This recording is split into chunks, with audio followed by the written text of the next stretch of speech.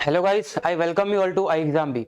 आपको पता है आपका एग्जाम सीजीएल का अप्रैल में टेंटेटिव डेट्स हैं उसके लिए, तो उसी के लिए मैं आपके लिए इसमें करंट अफेयर्स वीकली लेके आता हूं, जिसमें आज है हमारा करंट अफेयर्स का पार्ट 4।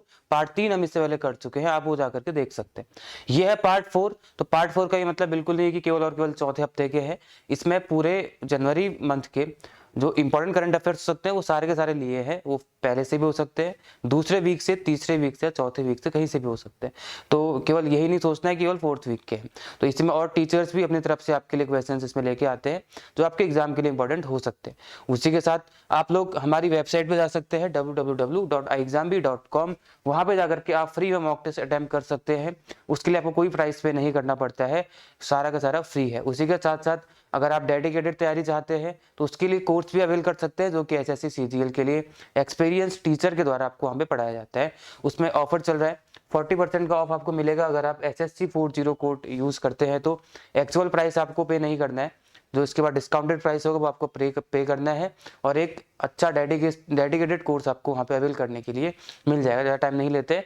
करंट अफेयर्स का part number 4 from the month of January. Let's start. पहला क्वेश्चन है, eight which place defence minister Rajnath Singh inaugurated Kalpana Chawla centre for research in space science and technology. हमारे रक्षा मंत्री या डिफेंस मिनिस्टर राजनाथ सिंह, इनके द्वारा Kalpana Chawla centre for research in space science and tech के लिए inaugurate किया गया। आपको बताना है कि कहाँ पे किया गया, DU में या चंडीगढ़ यूनिवर्सिटी में, IISc बेंगलोर में या IIT मुंबई। बहुत इंपॉर्टेंट क्वेश्चन है, आप उम्मीद कर सकते हैं इसके आने की। तो आपको बताना है कहाँ पे किया गया। अगर आपको आंसर पता है तो आप कमेंट सेक्शन में बताओ, वरना हम यहाँ पे करते चलेंगे। कल्पना चावला सेंटर क्यों खोला गया है, इनॉग्रेट क्यों किया गया है? हमारे स्टूडेंट्स को स्पेस के जो स्पेस में रिसर्च करते हैं, उनके स्टूडेंट्स होते हैं, उनकी ट्रेनिंग के लिए, उनको और बेहतर करने के लिए, या भविष्य में हमारे स्पेस मिशन है उनमें जितने भी फ्यूचर चैलेंजेस होने वाले हैं उन सबको मीट करने के लिए ये सेंटर खोला गया, जहाँ पे इनको ट्रेनिंग्स दी जाएंगी। तो ये कहाँ पे खोला गया है? ऑप्शन नंबर बी, यहाँ पे इनॉग्रेट किया गया राजनाथ सिंह के द्वारा। आपको देखने के लिए मिल जाएगा। ये सारी इंपॉर्टेंट चीजें यहाँ पे मैंने लिखी हुई है। ठीक है, कहाँ पे खोला गया है? चंडीगढ़ यूनिवर्सिटी में इसको ओपन किया गया। इसका इंटेंशन क्या है? To train students in space science and satellite development and to meet future challenges in the area of space research with state of the art space centre would be the ground control system. ये चीजें इसमें होंगी, सारी की सारी चीजें। ठीक है, तो इसका आंसर क्या हो जाएगा? Option number B, Chandigarh university में। अगला क्वेश्चन देखते हैं, क्या है अगला question. Which one of the following has become the most preferred UPI beneficiary bank in India? Bharat में अभी सबसे ज्यादा प्रेफर की जाने वाली UPI बैंक कौन सी बन चुकी है? इन चारों में से एयरटेल पेमेंट, फिनो या जियो पेमेंट्स बैंक। इन चारों में से वो कौन सी बैंक है जो सबसे ज्यादा लोगों द्वारा प्रेफर की जा रही है UPI पेमेंट्स के लिए? तो इसका आंसर आपको बता देता हूँ, एयरटेल ये इसका आंसर नहीं है। पेमेंट ये हो सकता है पेटीएम, फिनो या जियो। तो ऑप्शन नंबर 20 का आंसर है पेटीएम पेमेंट बैंक। आपको बताना है कि पेटीएम के मालिक कौन है। ठीक है, कमेंट सेक्शन में ये इसका आंसर है। इसका मतलब क्या है?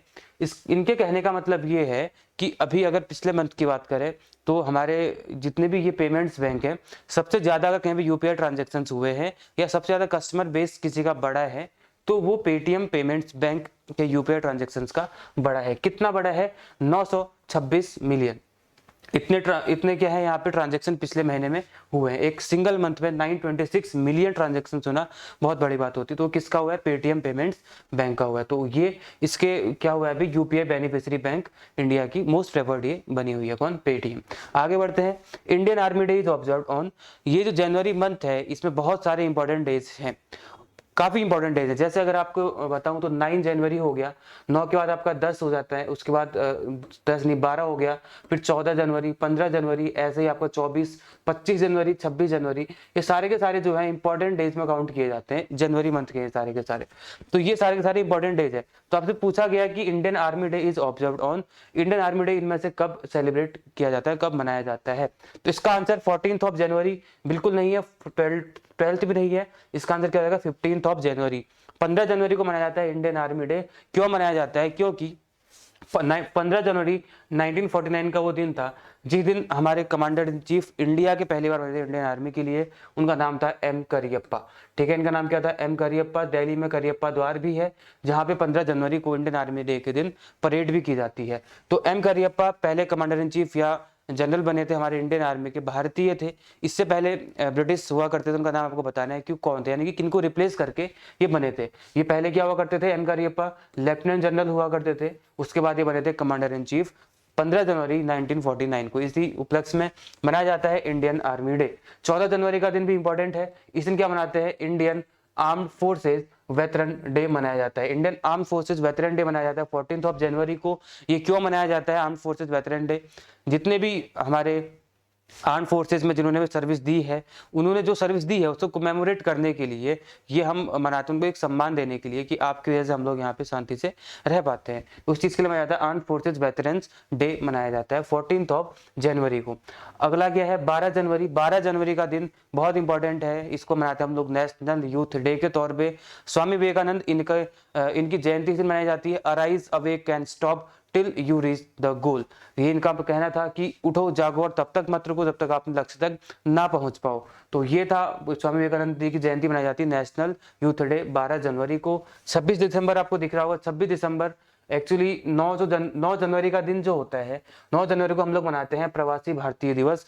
प्रवासी भारतीय दिवस इस दिन गांधी जी साउथ अफ्रीका से इंडिया पहली बार वापस आए थे, इसलिए मनाया जाता है प्रवासी भारतीय दिवस। लेकिन इसी के साथ साथ 9 जनवरी को होता है गुरु गोविंद सिंह जयंती। गुरु गोविंद सिंह जी सिखों के जो गुरु थे, गुरु गोविंद सिंह जयंती मनाई जाती है 9 जनवरी को। इनके 4 बेटे हुआ करते थे जिनको हम साहिबजादे बोलते हैं। उनमें से 2 बेटे जोरावर सिंह और फतेह सिंह, इनको जिंदा दीवार में चिनवा दिया गया था। याद रखने वाली बात है कि चारों बेटों ने मुगल के खिलाफ इंपॉर्टेंट बैटल्स लड़ी थी, उनमें से 2 बेटे इनका नाम लिया, इनको जिंदा दीवार पे चिनवा दिया गया था। इनकी शहादत को कमेमोरेट करने के लिए इस साल 9 जनवरी 2021 को प्रधानमंत्री नरेंद्र मोदी जी ने यह ऐलान किया, डिक्लेयर किया कि अब से हर साल 26 दिसंबर का दिन वीर बाल दिवस के तौर पे मनाया जाएगा, क्योंकि 26 दिसंबर का ही वो दिन था जिस दिन उनको दीवार पे चिनवा दिया गया था। तो याद रखना है, नया दिन है इस साल, यानी कि 2022 से ही शुरुआत की जाएगी इसकी। 26 जनवरी 2022 will be celebrated as वीर बाल दिवस। The main point is to be remembered here is कि ये बाल दिवस नहीं है, बाल दिवस मनाया जाता है 14 नवंबर को, यह है वीर बाल दिवस। वीर बाल दिवस मनाया जाएगा 26 दिसंबर 2022 को। तो ये इंपॉर्टेंट चीज थी, इस क्वेश्चन से आपको इतनी सारी जानकारी मिलती है। आगे बढ़ते हैं, अगला क्वेश्चन है recently Marilyn Bergman died who was she. बहुत फेमस थी मैरिलन बर्गमैन, ये कौन थी, एक्चुअली ये अमेरिका की रहने वाली थी। ये थी एक सॉन्ग राइटर, 93 इयर्स की एज में इनकी डेथ हो गई है। कौन थी, मैरिलन बर्गमैन एक सॉन्ग राइटर थी। इनको ग्रैमी अवार्ड से भी नवाजा गया था, ऑस्कर अवार्ड से भी इनको नवाजा जा चुका था, इन सब अवार्ड से इनको नवाजा जा चुका है। एमी अवार्ड, ग्रैमी अवार्ड या ऑस्कर अवार्ड से इनसे। ये ASCAP यानी कि American society of composers authors and publishers की पहली वुमेन प्रेसिडेंट और चेयरमैन भी रह चुकी थी। तो कौन थी, सॉन्ग राइटर मैरिलन बर्गमैन। इनकी मृत्यु हो गई, 93 ईयर्स ऑफ एज में इनकी डेथ हो गई। अगला क्वेश्चन है what is the rank of India according to Henley Global Mobility Report 2022 quarter 1। Henley Global Passport Index या Henley Global Mobility Report 2022 release हुआ, क्वार्टर 1 के लिए रिलीज हुआ। तो आप इसमें बताया गया कि इंडिया की रैंक क्या है। ये क्या बताता है ये इंडेक्स, ये बताता है कि ये एक्चुअली सारे कंट्रीज को ग्लोबल रैंकिंग देता है, वहाँ की कंट्रीज के सिटीजन्स को, रिस्पेक्टिव कंट्री के सिटीजन्स को वर्ल्ड में ट्रेवल करने के लिए कितनी फ्रीडम है, उस आधार पे सारी की सारी कंट्रीज को ग्लोबल रैंकिंग ये देता है। इसी में इंडिया की रैंकिंग इसमें इंप्रूव हुई है। यही पूछा गया कि इंडिया की रैंकिंग क्या थी, तो ऑप्शन नंबर ए इसका आंसर हो जाएगा 83। क्वार्टर 1 के लिए इंडेक्स निकाला गया है, तो इसमें 83 रैंक दी गई है इंडिया को। अगर मैं सही याद कर पा रहा हूँ तो पिछले बार इसकी इंडिया की रैंकिंग 87 थी, आप लोग चेक कर सकते हैं, इसी के आसपास रही होगी। जहां तक मुझे याद आ रहा है 87 के आसपास थी, तो इस बार इंप्रूव हुई है, 83 रखी गई है। मैंने बताया कि क्यों दिया जाता है कि फ्रीडम कितनी है सिटीजन्स को वहां पे ट्रैवल करने के लिए। इंपॉर्टेंट क्वेश्चन इसमें ये बन सकता है कि सबसे पहले नंबर पे से कौन कौन सी कंट्री आई, सिंगापुर और कौन सी कंट्री आई है, जापान। जापान और सिंगापुर इसमें टॉप रैंक कंट्रीज हैं, जिनका कहीं 192 इनका क्या है, वीजा फ्री स्कोर है, क्योंकि इनको वीजा फ्री स्कोर मतलब जहां पे इनको जाने के लिए वीजा नहीं लगता, उस आधार पर जो स्कोर दिया गया है 192 दिया गया है। इंडिया की रैंक 83 है। बॉटम रैंक कंट्रीज की बात अगर करें तो बॉटम रैंक कंट्रीज में कौन कौन सी आ जाती है, अफगानिस्तान और इराक सबसे नीचे आती है 111 और 110। हमारा देश, हमारा पड़ोसी देश पाकिस्तान बॉटम से 4th नंबर पे आता है, जो कि यहाँ पे कहाँ पे लिखा हुआ है, ये लिखा हुआ है पाकिस्तान का पासपोर्ट 4th नंबर पे आता है वर्स्ट या लीस्ट पावरफुल पासपोर्ट्स में। समझ रहे इस चीज को? तो टॉप रैंक आपको दिखा रखी है, इंडिया की रैंक बता दी गई 83 है। ये सब चीजें थी इसके बारे में। हम आगे बढ़ते हैं। अगला क्वेश्चन आपके सामने है, a book named indomitable. Books and author से आपके एसएससी के एग्जाम्स में क्वेश्चंस बनते हैं। तो इंडोमिटेबल एक इंपॉर्टेंट बुक मुझे इस मंथ से लगी, तो मैंने आपको सामने रखी। A working women's note on life work and leadership. Static question एक तरीके से, मतलब डायरेक्ट फैक्चुअल क्वेश्चन, सीधे याद रखेंगे अरुंधति भट्टाचार्य इसका आंसर। इंडोमिटेबल किसकी बुक है? अरुंधति भट्टाचार्य की बुक है इंडोमिटेबल। ठीक है, इंडोमिटेबल याद रखेंगे। डैमन गैलगट, इनका नाम आपने सुना होगा। डैमन गैलगट की एक बुक थी जिसकी वजह से इन्हें अवार्ड मिला था। ये साउथ अफ्रीका की है। जो अवार्ड इनको मिला वो पाने वाली है 4th वुमेन है। तो आपको बताना है कि ये कौन सी बुक की बात मैं कर रहा हूँ, 3rd वुमेन है, सॉरी, कौन सी वुमेन की बात कर रहा हूँ, क्या अवार्ड इनको मिला है, कौन सी बुक इनको मिली है। पढ़ा रखा है इससे पहले वाले करंट अफेयर्स में, आपको बताना है। ठीक है, आगे बढ़ते हैं। अगला question, Bharat Subramanyam becomes India's which number chess grandmaster. Chess में ग्रैंड मास्टर खिताब दिया जाता है।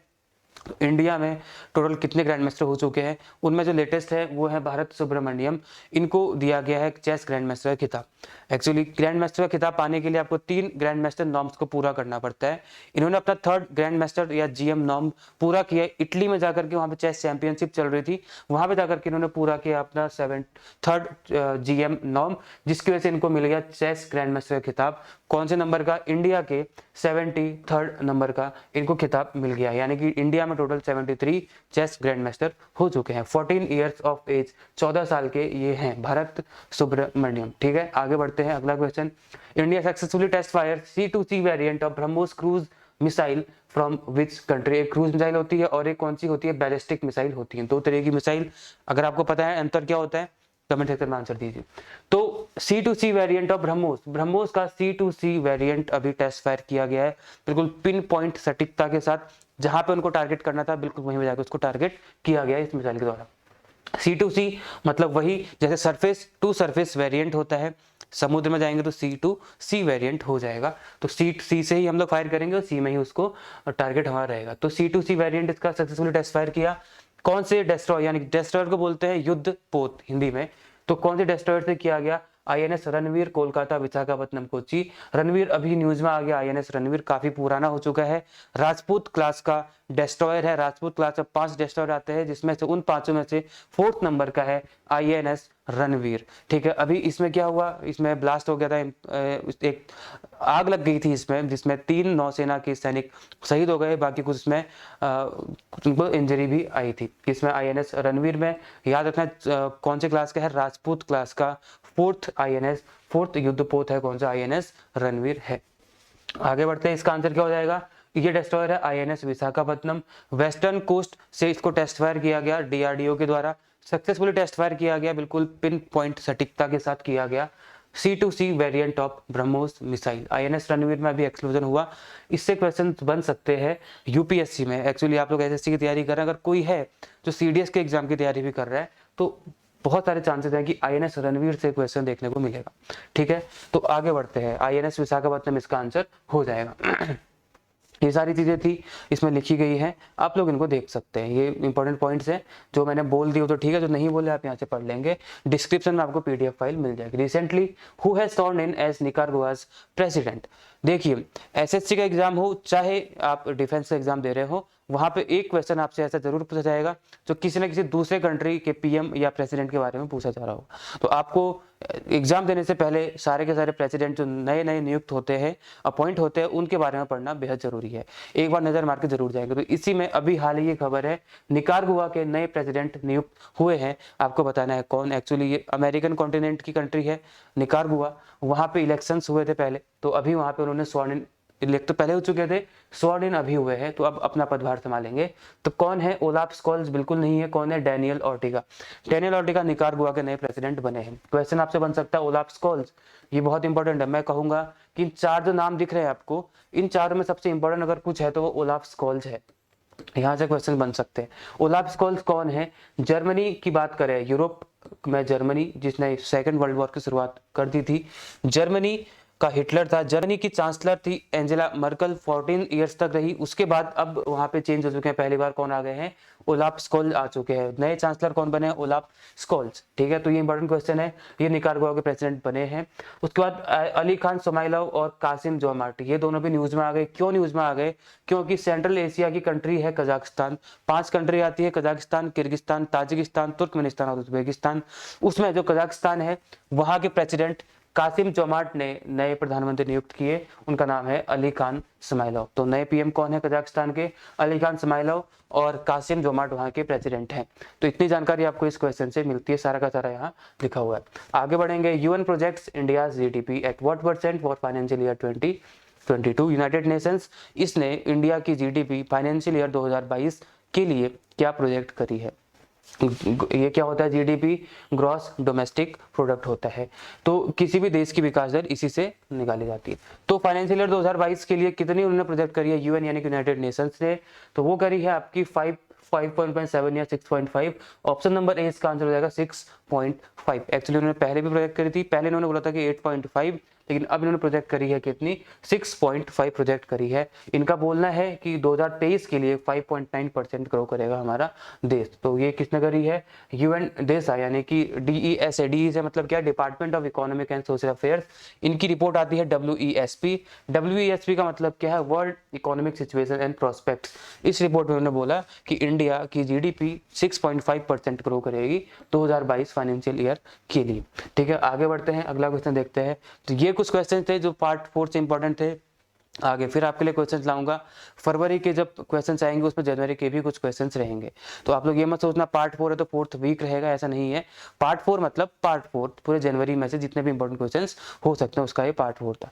इनके आपको प्रैक्टिस करनी है, रिविजन करना है, बहुत इंपॉर्टेंट क्वेश्चन आपके लेके आता हूँ, यहाँ से आपको क्वेश्चन देखने के लिए मिल जाएंगे। फिर आपकी कोई क्वारीज होती है कमेंट सेक्शन में आप बता सकते हैं, वहाँ से आपको सॉल्व करने का ट्राई किया जाएगा। अगेन आपको याद दिला दूँ, ये हमारी वेबसाइट है iexambee.com। यहाँ पे जाने के बाद आप फ्री में मॉक टेस्ट अटेम्प्ट कर सकते हैं, और चाहें तो कोई सा भी कोर्स वहाँ पे जाकर के अवेल अपने लिए कर सकते हैं डिस्काउंटेड प्राइस के साथ। फिर मिलते हैं आपसे नेक्स्ट पार्ट में, यानी कि फरवरी के फर्स्ट पार्ट में। जितने भी इंपॉर्टेंट क्वेश्चन हो सकते हैं फरवरी के और जनवरी दोनों के, फिर मिलेंगे। तब तक आप सभी को जय हिंद, जय भारत।